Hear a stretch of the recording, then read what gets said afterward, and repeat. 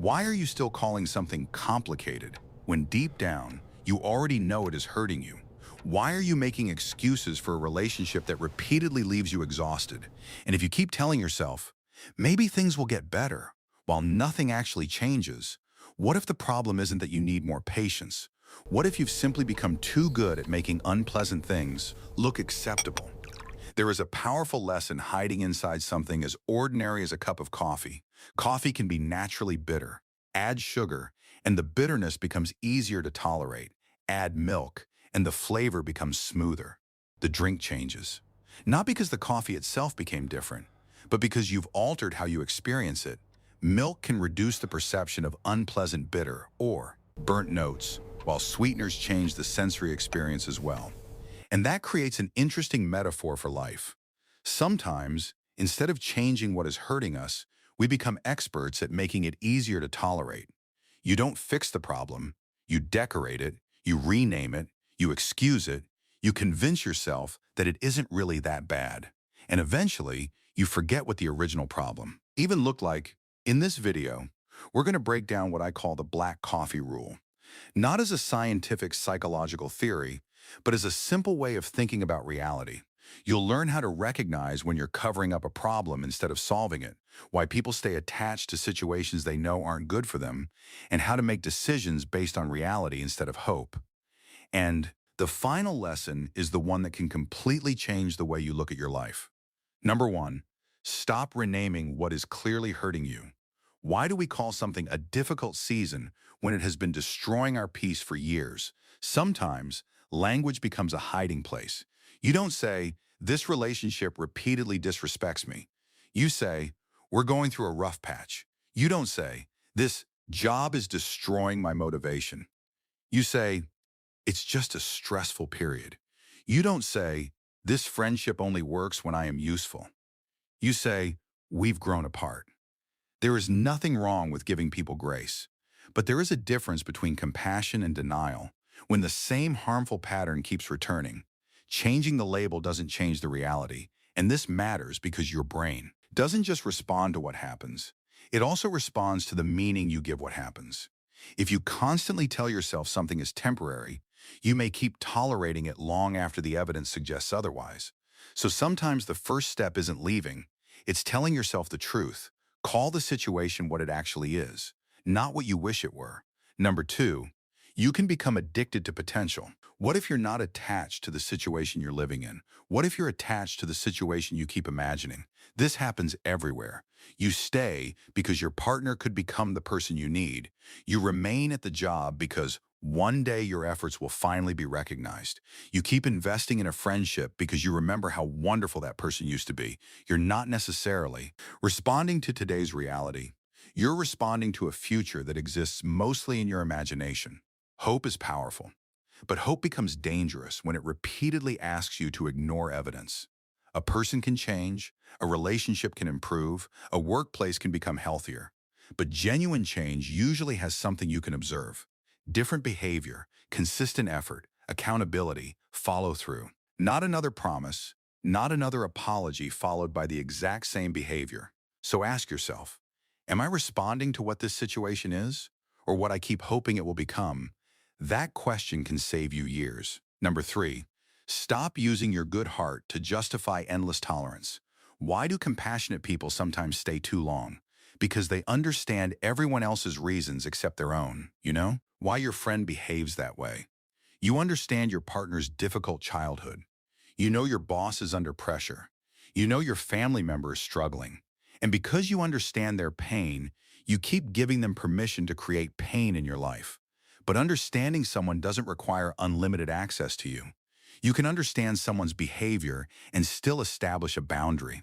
You can forgive someone and still stop trusting them. You can love someone and still walk away. These aren't contradictions.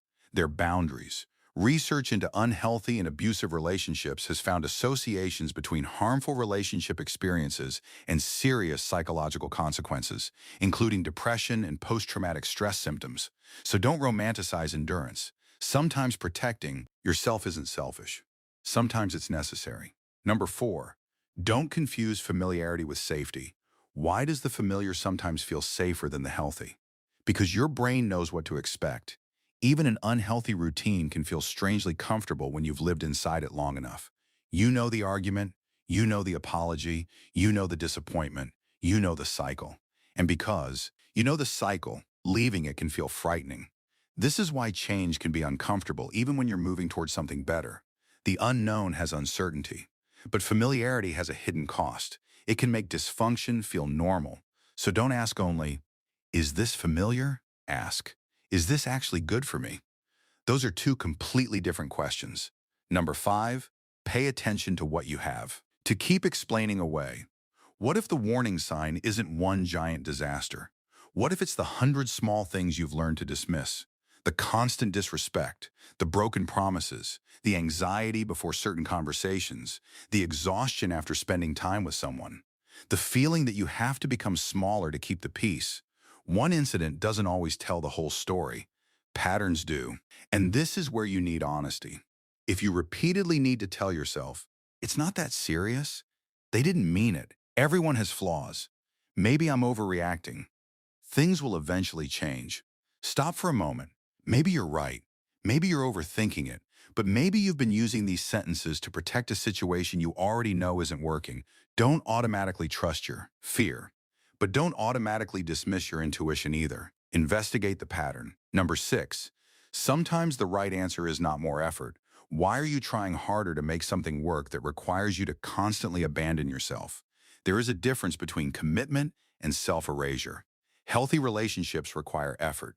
Meaningful careers require persistence. Important goals require patience.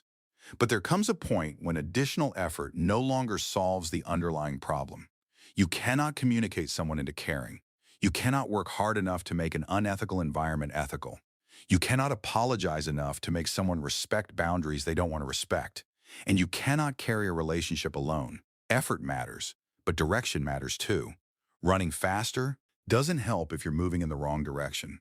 Sometimes wisdom isn't knowing how to try harder. It's knowing when trying harder is no longer the answer. Number 7, the black coffee rule: taste reality before you add anything. And this is the deepest lesson.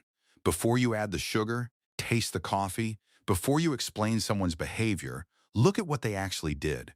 Before you imagine the future, examine the present. Before you tell yourself that everything will eventually work out, ask what evidence you have. Because you cannot make an accurate decision about something you refuse to experience honestly. This doesn't mean you should become negative. It doesn't mean every difficult situation should be abandoned. And it certainly doesn't mean you should walk away from anything that isn't perfect. Life is bitter sometimes.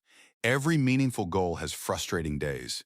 Every healthy relationship has disagreements. Every worthwhile career has difficult seasons. The black coffee rule isn't telling you to reject anything difficult. It's telling you to stop sweetening something that is fundamentally wrong for you. There is a difference between something being difficult and something being destructive. There is a difference between a temporary problem and a permanent pattern. There is a difference between patience and postponing a decision you already know you need to make. So look at your life honestly. What are you constantly explaining?